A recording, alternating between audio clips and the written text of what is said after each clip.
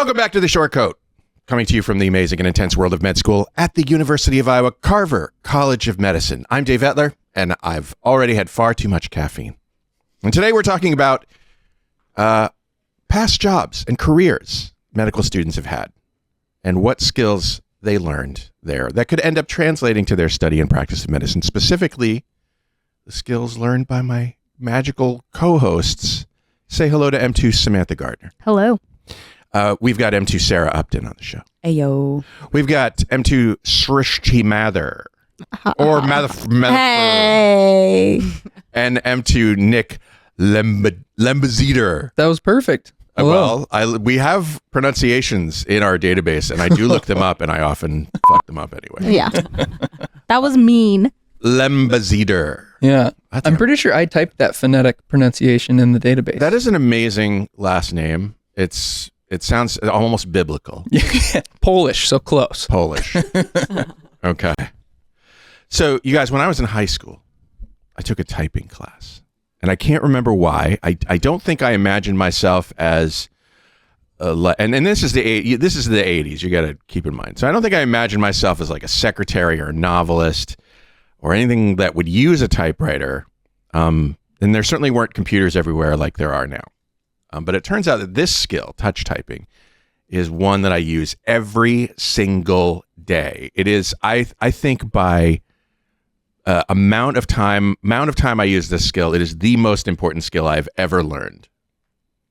You guys have all had lives before med school, and I know you brought skills with you, maybe some that you didn't imagine would be helpful here. First of all, I think we should go around the room. What were you doing before med school? Nick, we'll start with you. Yeah. I think it's probably easiest to jump back to college.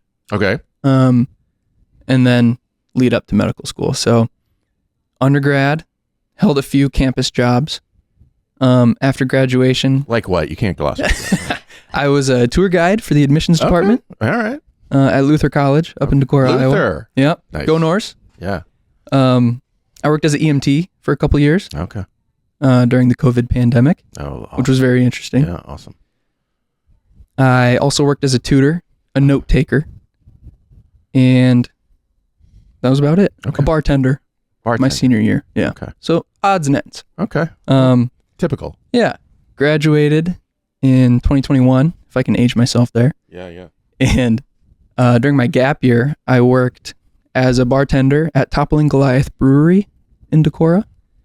And in the mornings, I worked at Oneota Golf and Country Club as a grounds crew member. All right. And so it was free beer and free golf for a whole year. It was incredible. Amazing. Yeah.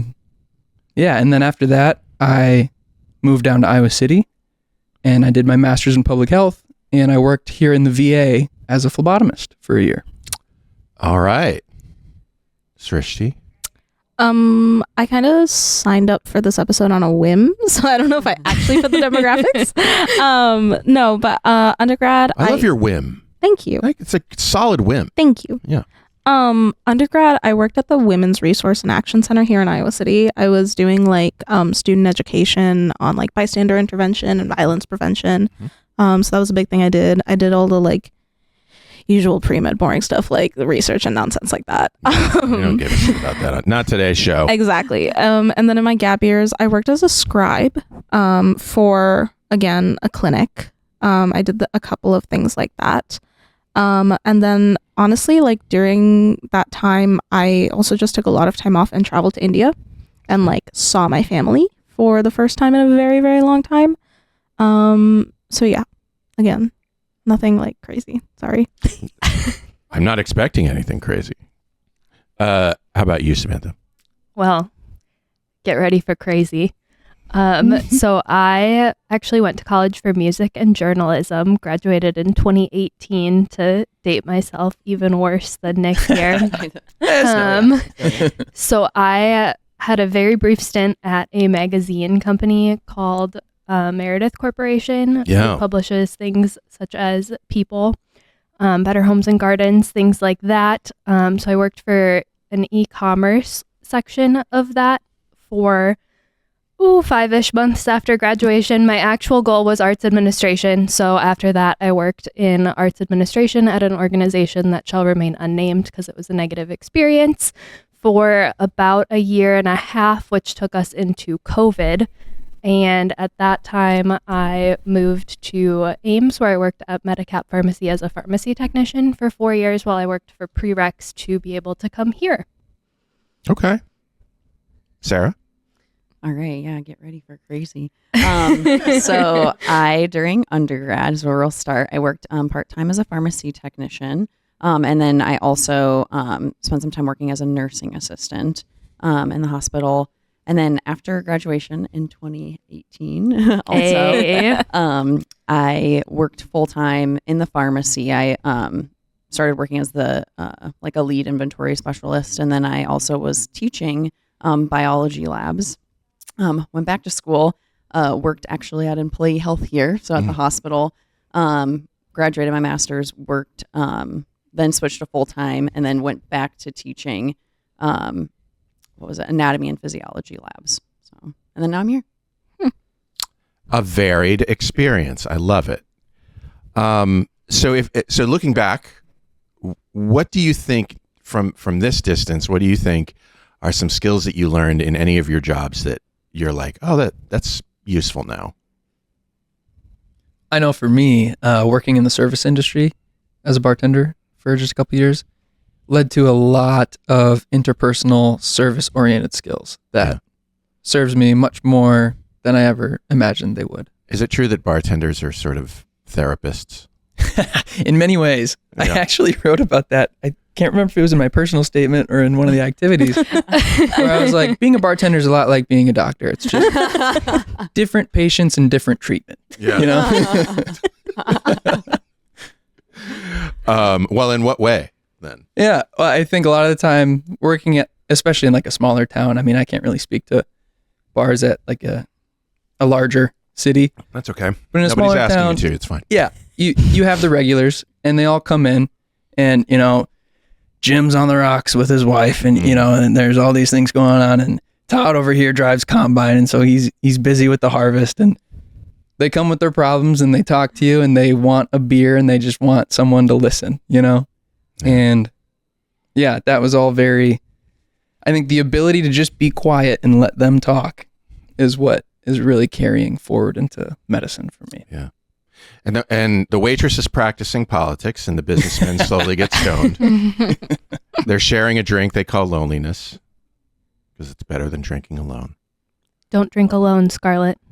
Well, if we're talking about like the quote unquote service industry, I think community pharmacy gets a really bad rap in kind of the med school admissions realm. Why? Community that's what pharmacy meaning? So like a pharmacy that is in your community, that is where you go to pick up your blood pressure pills or as get opposed your to hospital. vaccine, As opposed to hospital, a hospital or a mail order pharmacy. I wasn't aware that there was a... Yeah, I actually didn't know that either. Yeah, so I actually received a lot of pushback that it was not clinical experience, even though I had worked there for 4 years through the rollout of the COVID vaccine, through the rollout of like Paxlovid. We were the only pharmacy in the county that could do Paxlovid when it first came out. So I was learning how to like check for prescriptions to be written for that inappropriately.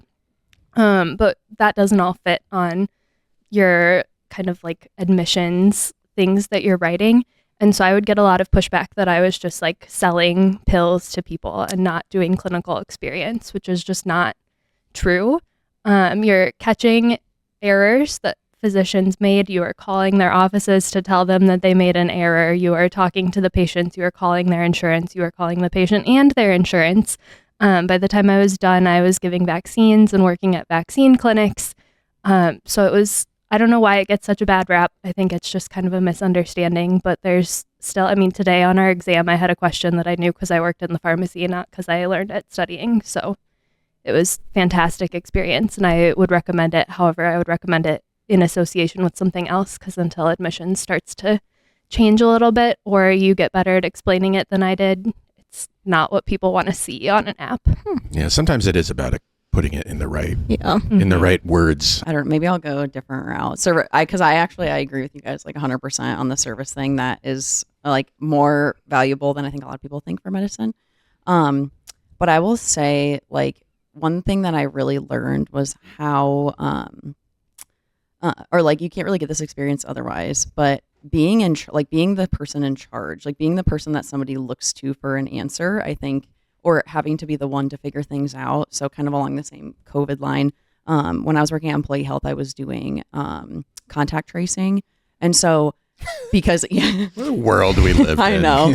And so at one point I was lead contact tracer, but because things were changing so much with like once vaccines started rolling out, like how often or how many days you had to stay home if you were exposed, but if you were vaccinated versus unvaccinated, it was like every single day the answer was changing. And so having to be the person that was like making training materials for new people that were coming in, being the person that like had to be, okay, hey, I need to put these orders for this test in. How do I do this?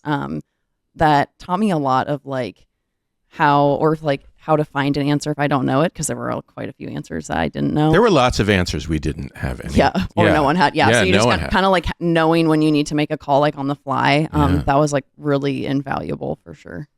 Was med school always the plan, or was it something that after these experiences you were like, yeah, I'm going to med school. This is what I'm going to do. For me, med school was always the plan. Okay. It was just a windy road. I enjoyed the windy road, but yeah. I mean, and the windy road is more common than I think people give it credit for. So sure. Yeah, I think med school was always the plan, but there were like periods in between where there were doubts. And I like the plan started with med school, and then I was like, oh shoot, is this actually what I want to do? And that caused me to slow down, take more time. I took a couple of years off between undergrad and med school to like think about that more and like decide if that's actually what I want to do before going back to med school. I feel like I have a 2-part answer to that, where in college, I discovered a passion for medicine. And so then that was the plan.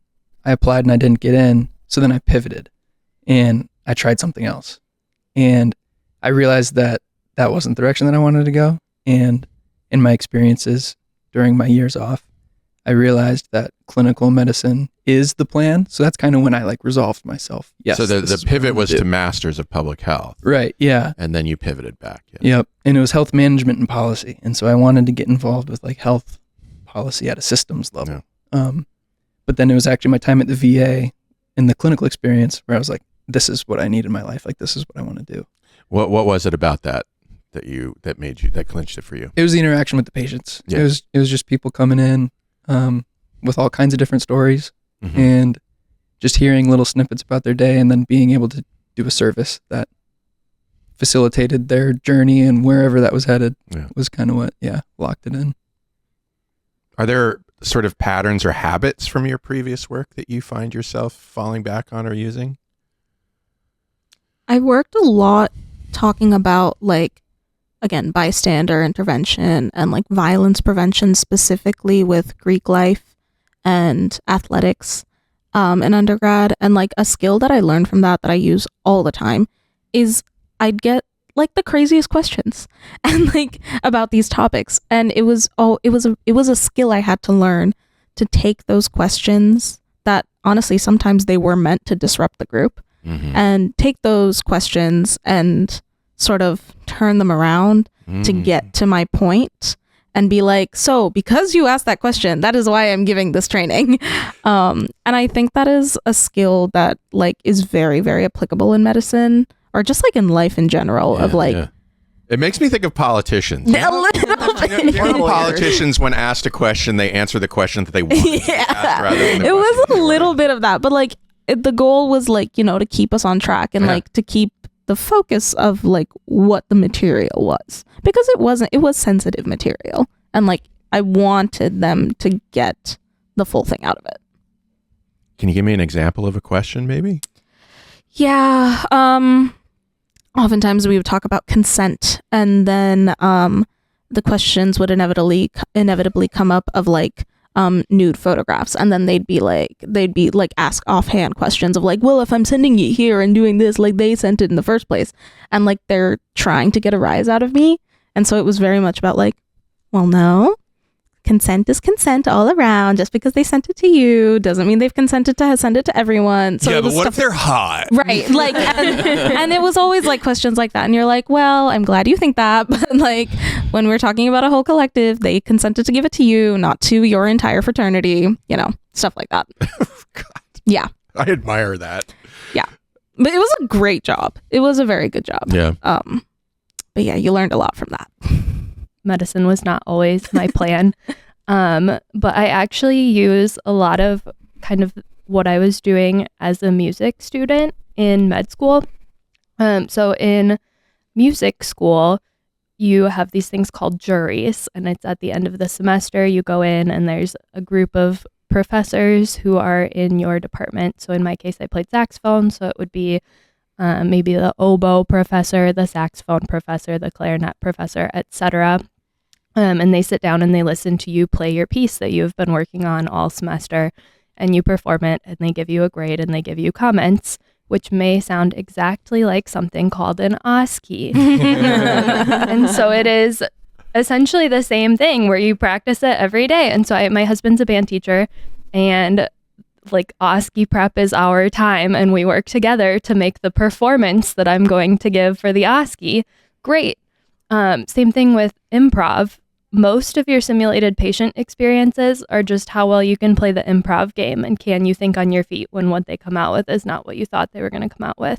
And so a lot of that is very helpful, and I find that overall the people who seem to do okay with that and the people who seem to struggle kind of fall into who had an arts or humanities and who didn't. So I should say OSCE stands for Objective Structured Clinical Examination. It's basically when you meet with fake. Someone told me, I think for the longest time, I thought it was objective, subjective. Oh, I was like, who the hell decided that? Structured Clinical Examination. Yeah. And it's basically when you meet with somebody who's pretending to be a patient, where you demonstrate your clinical skills and sort of get graded on it. And every medical student loves it.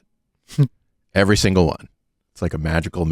I think it's fine. I think it's fun. the same thing I do did. You? Okay. Some people, I think it's like Every semester for 9 semesters. there's obviously like a stress that comes with it, like with any sort of exam, but like I would rather do an OSCE than like a ton of like multiple choice questions. Oh, Yeah. same. Yeah. yeah.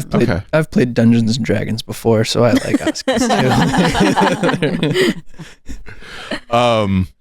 Yeah, the improv thing is I always sort of think of, like we're all just improving, like right now I'm improving. I haven't prepared. No, we know.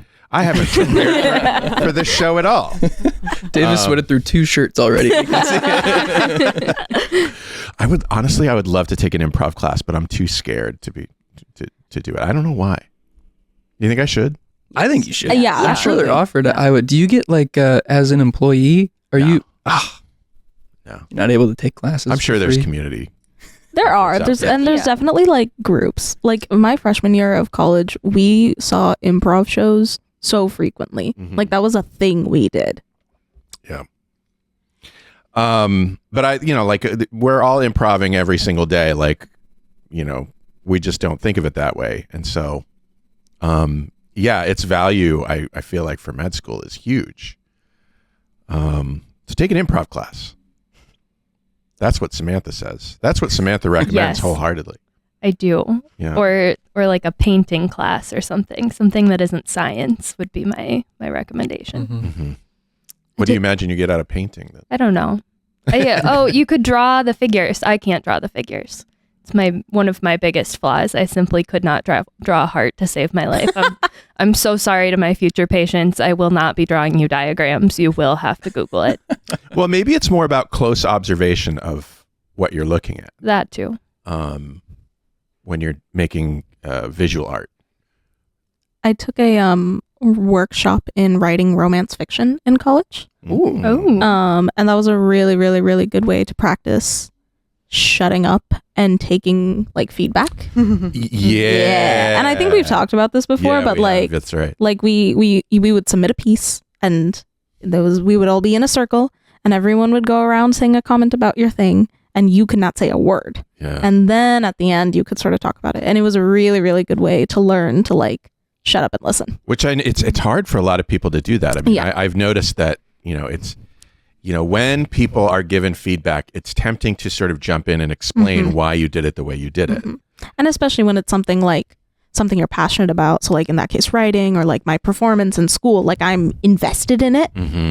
So it is very difficult to be like, okay, I will listen to what you are saying. Well, I think something that's not always thought about when you're somebody who's making the choice to go into medicine is just how subjective the whole thing is going to be in the end. So you take a lot of multiple choice tests, and when you're taking all the prereqs, it's still a lot of multiple choice tests and a lot of like, there was a right answer or there wasn't. But in medicine, that's not often the case. A lot of times there's a gray. And even if you're looking at an x-ray and you're saying the bone is or is not broken, how the person you're talking to perceives you is going to be gray, not black or white. And so there's a lot of, you have to be ready to roll with it. And I think sometimes not everybody realizes that until they're here. And then it's harder to realize once you're here than if you've thought about it before. what about professionalism? There's this word comes up often in med school. It's kind of a weird, loaded, somewhat undefined word sometimes in some places. I know we have a rubric or whatever, but when you think about, did you learn to be a professional in your previous life, and does that come back to you? I definitely think so. I think for me it was called growing up. Yeah. It was I think I was just in a different life phase when I got into medical school, and having those years off afforded me the time to mature into a person who could be a professional and perceived of as a professional. Yeah. And like I worked in a setting where like I worked in a clinic, but like, I'd have meetings with my managers and we'd be talking about things, and we're like talking about like scheduling and all of these like nitty gritty corporate things that before I would be like, oh, that's not relevant. But like, obviously, if you're working in any sort of professional environment, these are skills that you need to know. How would you define professionalism, you guys? I feel like in my mind, there's two different types of professionalism. There's Dr. Colgin's professionalism. He's our ethics professor, for those who do not know. Yeah. And then there is the outward facing professionalism. And I feel like what I'm referring to as Colgin's professionalism is how you ethically approach not just a clinical situation, but your life. It's kind of your internal professionalism. And then there's the clinic professionalism, which is where this gray area that we're talking about, where it's how people perceive you and how you consciously change your behavior to appear in a certain way. It's almost like, putting on this professionalism front, whether it's truly representing your internal state or not. I kind of separate those two in my mind. And it's interesting because you can sometimes tell, especially in clinical scenarios, when someone, or more often when you're in the workroom or wherever, when someone is internally professional or outwardly facing professional. So explain. I think, and it happens, just in every situation in life.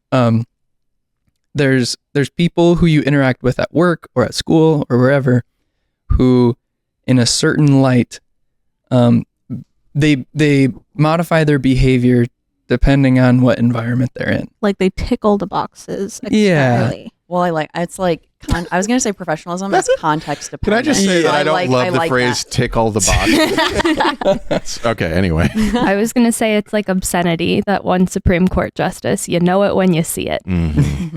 Yeah. I think that's part of the problem with professionalism is it's hard to define it.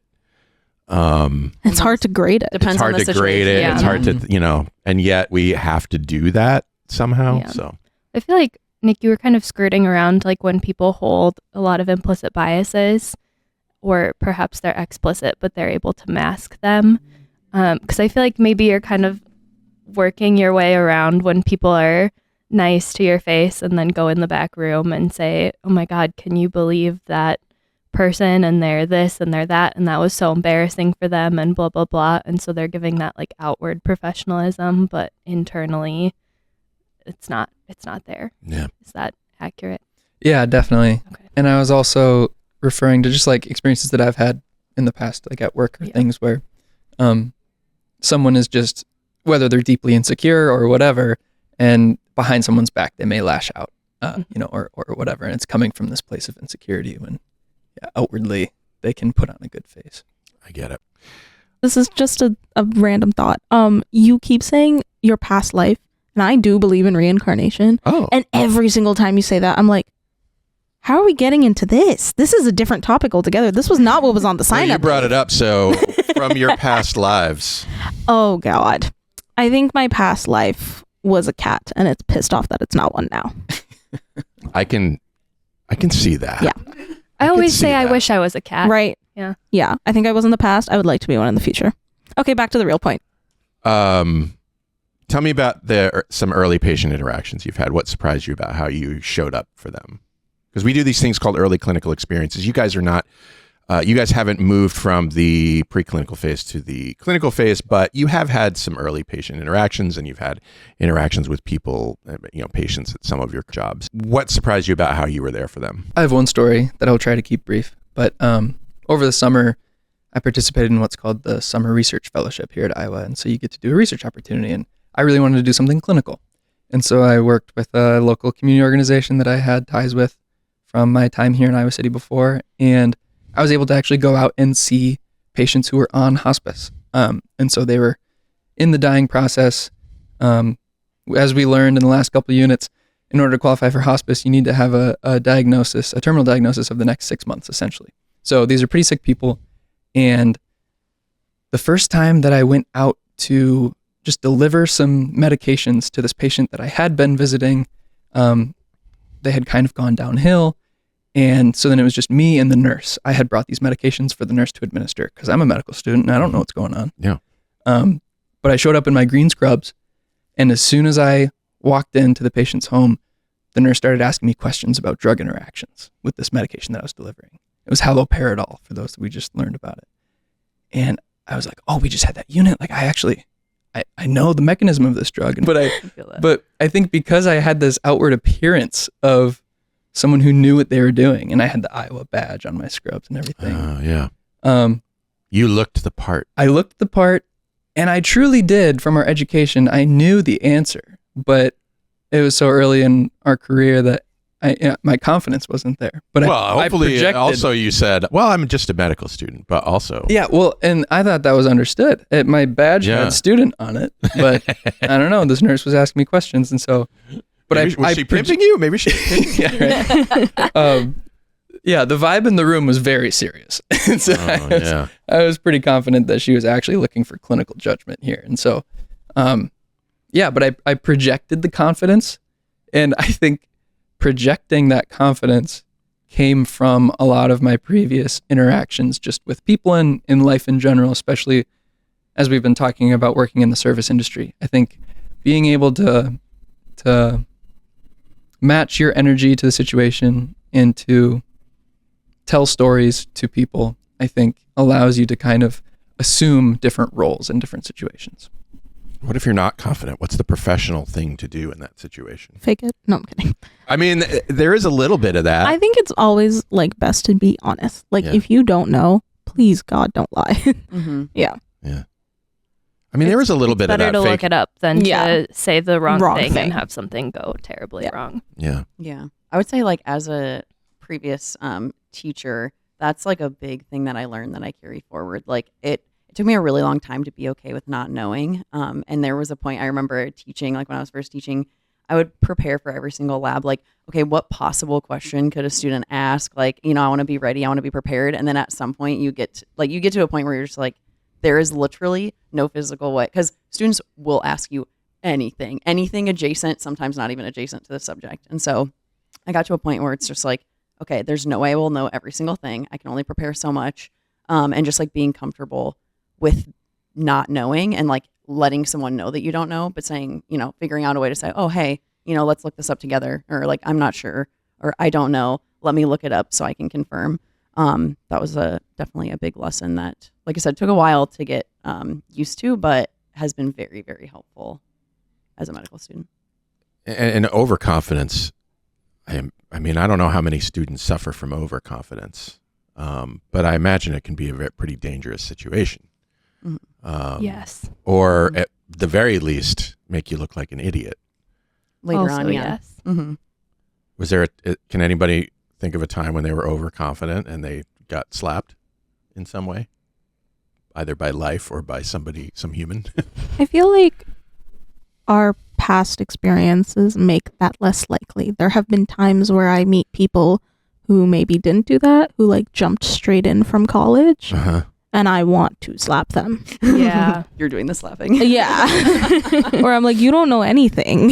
Yeah. And I know I am the youngest here in this group, I think. I am already kind of naive, but like there are people younger who I'm like, I will slap you if you keep talking like this. I've had people blatantly tell me wrong information that like I know is wrong from working in Very confident. like fields of medication and like have spent time learning that, and then just very confidently tell me that like completely the wrong answer and make it sound like they think I'm an idiot for having the question or thought or whatever it was that prompted them to tell me this wrong information. Do you respond to that, or are you just like, okay? Well, if it's in class, sometimes you just got to let the facilitator handle it. I mean, for sure. In that situation, absolutely. Sure, there have been times I've put my foot in my mouth. Not you. Oh no. Never. No. But it is a bit of trial and error. Yeah. Mhm. And like Yeah. staring off into oblivion in the shower thinking about all the things you did wrong. Or like the worst is when it's someone who is wrong and then you like tell them that they're wrong, but they are like, they will never admit it. And that's just like, there are some people like that. And it's like, it's okay. Like we're all going to make a mistake.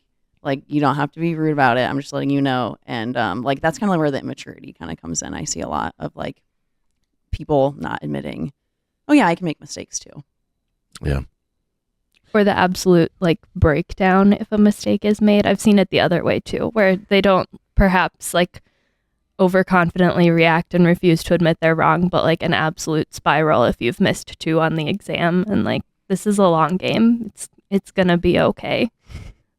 Yeah. And half the time the odds are like if you missed a question on something that's like not what you're going into, it's probably going to be okay that you didn't know that specific detail. Like, So- do you know the overarching concept you were supposed to get from it? Yes, great. They'll tell you more later.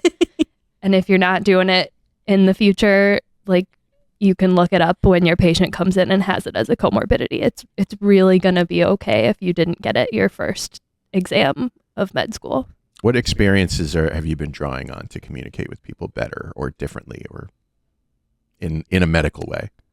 We talked about typing earlier. So to be a scribe, you do have to like show a typing test. So I got up to 120. 120? Yeah. Whoa.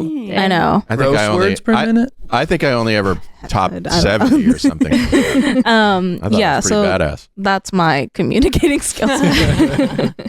No, but just like a medicine is all about communication. Like that is the core of what you are doing. So any previous work experience that you have in that, so like again, like me working with those students and like learning how to explain difficult concepts to them, like that is something that I very clearly tie in and carry into my medical career. Do you sort of, I mean, how do you, is there a sort of a general technique that you think about when you're breaking these things down for people? Me personally, Yeah, no you personally. You're just vibes. Vibes. Yeah, Love I was that. going to say, I would say I wing it. for teaching, it's very much like they're definitely, if you're explaining either to one student or, you know, a whole classroom, you can see the glazed over Right. look on their face. Like you can just get a vibe. You're like, this is not clicking with them. So it's like, okay, we just got to pivot, try to explain this in a different way. Because one thing that I was taught, which I think is very helpful, is if you ask someone, like, does that make sense? Or do you understand? They're probably going to say yes, even if they don't understand. And I think that can be applicable for a student learning. It can be applicable for a patient. So just not necessarily relying on them, but kind of relying on like, what's their body language? Do they actually look like they're kind of receiving it? Or do they look kind of glassed over? Oh yeah, I understand, nodding their head, but they're like very confused. So a lot of it's just vibes. It was really hard as a patient to take in information sometimes. If you like, worst case scenario, you've just received a diagnosis that you didn't want or you didn't expect. I imagine that there's a moment where you have to sort of process that diagnosis before you can process the treatment or what we're going to do next kind of situation. That is how they teach it. Yes. Yeah. But I don't know that that's how it always happens. There were some kind of icky anecdotes that they told us when they were teaching us to do it that way. But I'd like to know more. No HIPAA will be Violated. But a woman came and talked to us about when she received her cancer diagnosis. Oh, yeah. Yes. And they had called a hallway phone To tell in her the that. clinic. Oh, yeah. And I think the front desk worker told her there was a call for her on the hallway phone in the clinic. And it was somebody who very quickly told her that she had cancer and then hung up, and that was it. Odd. So that was That's crazy. bad. Mm-hmm. Who? Yeah. Who? I think it was a radiologist. But wow. Wow. Okay. Yeah, I remember us hearing about that I last year. actually think about it from time to time. It's actually appalling that is something that happened like relatively recent. Like this is not back from a while ago. I think the implication was that it was within the last 10 years. Yes, that sounds correct. So it happened recently. But it was not at the University of Iowa. It No. was at a community hospital. I just can't imagine somebody going, "Oh, that's the right thing to do. That's the Yeah. reasonable Yeah. way No, I to know. do this." I think especially like given the fact that we have access to our medical records at any time and like so frequently we'll get test results and like radiology results before we've even had a chance or like the physicians had a chance to look at that. I think that also like stresses it out. Like I personally had to have like some imaging done and I was reading the thing before I got any like info back and I was starting to spiral and panic and I knew what the words meant. And like I knew what was happening and I knew realistically like, okay, XYZ steps up ahead. But like even then I was panicking and I would have really like I needed my doctor to like talk me through these things. It makes me wonder if that doctor on the phone was trying to outpace the medical. And they were just doing their best in a shitty situation. I mean, to be charitable about it. I even think in the opposite of that. So I also had imaging done and it ended up being that my CT was unremarkable, which I do have thoughts on calling people's organs unremarkable. My organs are very remarkable, thank you. but These are the best organs. Good news for me, my organs are unremarkable, or they were 2 years ago, but they never followed up with me. Like I had a CT with contrast at least full half of the body, and nobody bothered to call and be like, there's nothing wrong and we will not be pursuing this further, even though clearly things had gone wrong that I was getting a full body CT. And I don't think that's great patient care either. It's less reprehensible than telling someone they have cancer on the hallway phone or sending out test results that have things that have scary words on them without talking to your patient first, but it's still not great. All right. Well, what do you wish you had known about all of this stuff that we've talked about? What do you wish you had known before making the leap to med school? I think I definitely err on the side of underconfidence in medicine. Mm-hmm. And I think like it would be helpful for me to have more faith in a little bit of the growing that I did before I came to med school. And like have more confidence in some of my abilities. So that's me personally. Yeah, fair. I think it's I mean, given imposter syndrome and all that, it's a pretty common problem for a lot of people. And it's hard to be confident until you're actually able to demonstrate it too, right? Like a lot of what's in your head at this point about being a physician remains solely in your head. So you can't really, it's hard to demonstrate it to yourself in that situation. So what advice would you give? Take a gap year. Oh, yeah. That's a given. Yeah. At least one, Take maybe a gap more. year. Yeah. So don't jump right into med school. Yeah. Yes. No. I don't think I would have survived med school if I did that. And honestly, I kind of think that for me, I think the admissions committee kind of knew that because I had applied a couple of times. And And so I think that they were like, yeah, I think she has some growth to do. And I appreciate them for that. Yeah. I also took 2 times to get into med school, and I feel like a lot of times people said, well, if you weren't willing to apply again, then you shouldn't be willing, that shouldn't be the path you want to take. And that's fine. But I also think that the people who say that they wouldn't have done it if they didn't go straight through, like that should maybe be a flag to yourself that you need to evaluate a little bit more.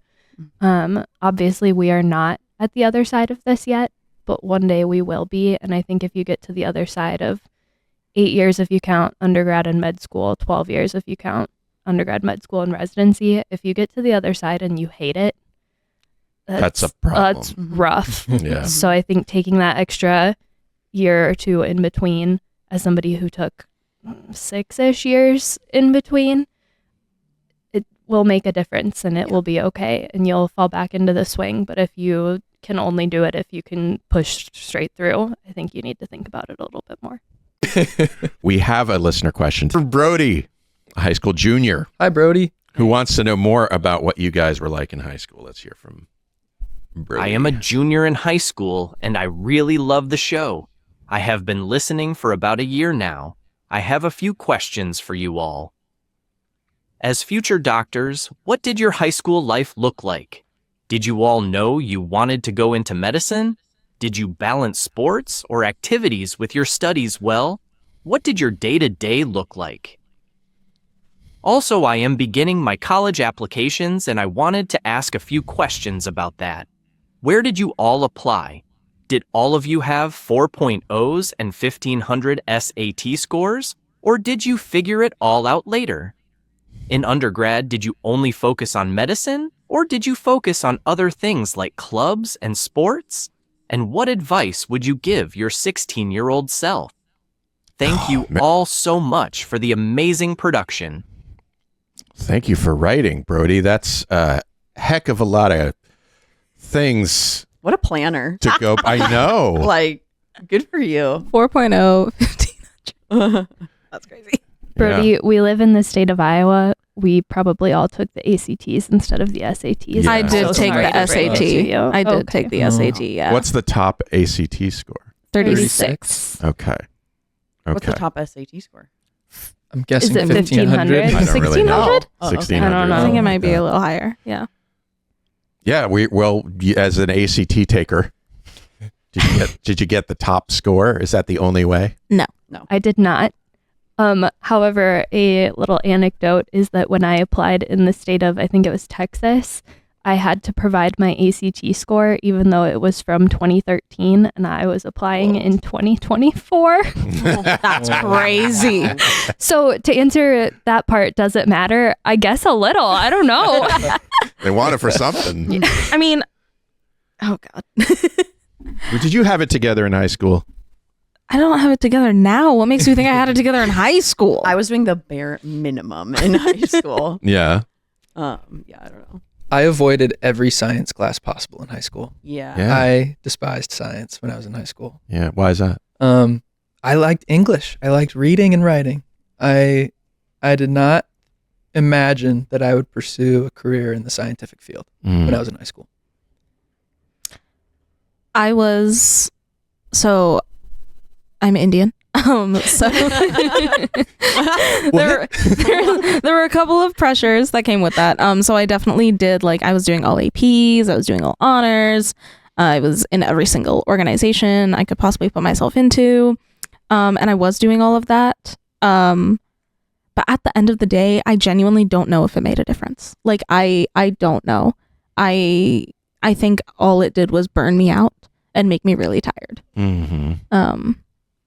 And so I did as many of those stereotypical things as I could in high school, and I don't think I gained anything from it. Okay. Yeah. I also think high school burned me out. So there were not AP classes to be burning myself out with. So Nick and I actually grew up very close to each other. He's from Decorah and I'm from West Union. And so his school was actually the one that I had a teacher who kept pressuring me to go with his kids and go up to Decorah every day to go to school instead, which did not happen. But so it was a very small school. My graduating class was 80, and that was because we merged with a school my senior year. It would have been 50. So there was no band, there was no choir, there was no cheerleading, there was no any activity you can name. It did not exist if multiple people were not doing them all at once. And I feel like I managed it really well in high school. And then I got to college and I was like, I don't want to do anything anymore. Like, I'm tired. I am stressed. I'm sick of doing this. And even now, sometimes I have to really like work myself up to go do things because I was doing so many things for so long. And none of those things were really like quote unquote getting me ahead. So I ended up going to Drake, which is one of the better schools in Iowa, but like I didn't need all of the things I was doing to go to Drake. And then by the time I was applying to med school, none of that stuff mattered anyway. So I was really doing it for fun and to burn myself out for no reason. So my advice would be do what is making you happy and cut the rest. I think it's also important to keep in mind, like, where do you want to go? Like, are you gunning for Ivies? Maybe look at other resources, talk to some other people, talk to students who go there. I went to Iowa for undergrad, went here for med school. I'm very happy and very proud to do that. Maybe you don't have the same mindset. Definitely reach out to people who have the goals or have had the life that you want. Right. I guess I should say I went to Drake, but I did get into NYU and Boston University. I did not get into Columbia. So I still hid in those, like, God. I did not make it to the Ivy Leagues, but I did make it into kind of that, like, where the rich kids go when they can't get their parents to donate enough for the Ivies, but like can get into like NYU. And I did that with triggering me right now. My daughter is applying to BU. And I don't know what to make of that since. Oh, I loved it. I desperately wanted to go there. That was in 2014, so 11 years ago, and it was going to be $80,000 a year, and they were willing to give me $10,000 in scholarships. And at the time, I was applying for music ed, and that just is not. I mean, so now I think back and like, would the name on my degree have mattered applying to med school? Maybe, but it still would have been a music degree from BU versus a music degree from Drake. So does it really matter? Probably not. Yeah. I guess it would be cool to have that, but I would also have more crippling debt. Yeah. Yeah. Yeah. That's what I'm thinking about. All right. So once you got to undergrad, did things change? Were you focused on studying? And I sure wasn't. Not in the least. Not in any way. I was there to have fun. I think I definitely had the thing happen where I was so stressed and strict with myself and had a strict environment growing up in high school that the minute I got away in college, everything went to shit. The same thing happened to me, except I'm not sure that I had especially strict parents the way you did. Okay. But I was definitely like, woohoo! Okay, so I had an excuse. Yeah, I had no excuse. I was just like, this shit's fun. But yeah, I definitely feel like you need to be sustainable with it. Like, I was not sustainable. I went crazy in high school and could not sustain that in undergrad. Yeah. Oh, actually, sorry, really quick, back to the high school thing. I will say, so my school did a lot of AP stuff. My advice to anyone is to get the college credit if you can. AP's fine, AP's great, but like if your school offers the college version at the community college, just get the college credit. It transfers way easier. You don't have to score 5 on the exam. That's my advice. Why? The scores like that Iowa takes, you have to get a 5, which is the highest score on the AP test for any of the AP classes, I'm pretty sure at this point. But whereas like if you just take the college course, you just get the grade and you can just transfer the grade that you get at the community college that you take it at. So I took AP courses, but some of them I didn't get credit for because I didn't score high enough. And so if I would have just taken the college course that my school had offered, limited, I could have just been done with that class, never taken it again. Got it. and like way less expensive. So you get college credit for not having to pay for college. If that makes sense. Yeah, that's what I was going to bring up too. Mhm. And at least at my college, the number of credits that you had determined the order in which you got to choose your room in the dorms. And your Oh, classes. yeah, your actually, your yeah. registration. Yeah. Register. Mhm. And so if you take those classes while you're in high school, you're setting yourself up for success. Yes, in many ways. Yeah. Because you can Yeah. start as like a quote unquote sophomore. yeah. Right. And there's a balance because if taking those AP classes are going to burn you out or they're not a class you're actually interested in, Mhm. then probably not worth it. Yeah. But My advice is to limit your alcohol intake to a In high school and in college. I didn't drink in high school, but when I got to college again, I was like, woohoo! So limit your alcohol intake, and remember that as much as you are going to love your friends, it's probably better to make room for studying. Yeah, too. you should Yeah. study like You a should little study. bit. Yeah. You should study. All right, dear and esteemed listeners, who I think of affectionately with the collective designation of shortcoats, in the event that there exists within your mind, heart, or consciousness any particular notion or opinion that you feel compelled to articulate to us, whether that pertains to this specific episode, installment, or broadcast that you have just completed listening to and experiencing here on this present day, or whether it involves some potential future topic that you would find interesting, engaging, or otherwise worthwhile to hear us explore on some upcoming occasion, or alternatively, should you find yourself in possession of any query of any description that you would wish to have answered, Do you have a word count you're trying to reach? cordially, warmly, and enthusiastically implore you to visit the specific uniform resource locator, aka web. Dave, I have You can- class. You can end the podcast early. Say bye, everybody. All right, bye. Bye. Shortcode.com/tell us. That's crazy.